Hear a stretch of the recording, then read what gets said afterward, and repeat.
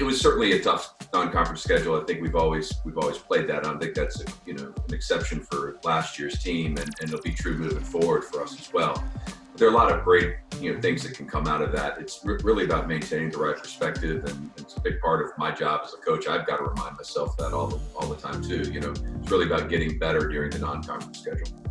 One thing that was consistent throughout the year, with the exception of maybe a couple of games in December where, our Dartmouth game at home, for example, was really disappointing performance. And I think for the most part, we were always competitive. If you look at our stats through the conference, I believe 13 of the 16 games we had a second half lead at one point.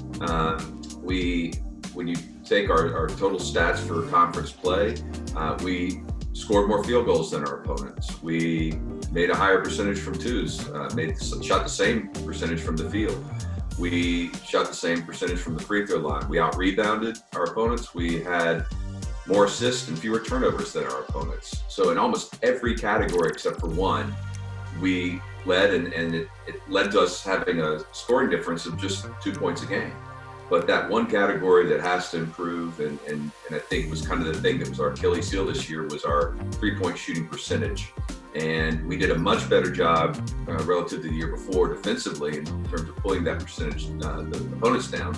And they shot 31%. We shot 28%. And when you take out our top three guys shooting last year, which were Sergio, Andrew, and Nedja, the team was about 17%. So we've really got to get those numbers up in order to win basketball games. But the great thing is that we were always in them. We always felt like we were that close, and we were even if we lost, we felt like we were a play or two away from winning. And so that kind of kept us motivated. At the same time, it's frustrating, and I give our guys credit for hanging in there.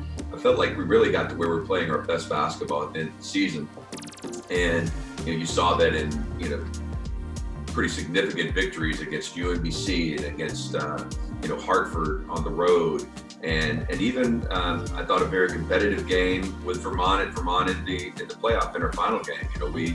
We had it down to one possession game there in the second half, and I don't know if they would say this, but I felt like they were nervous. I felt like we had them worried, and they're a great championship program, and they came through and made some big shots down the stretch. But still, I think if we had managed to keep Andrew in the game, we might have been able to come away with a win. And either that game, and certainly the game we had at home, where it came down to the final shot.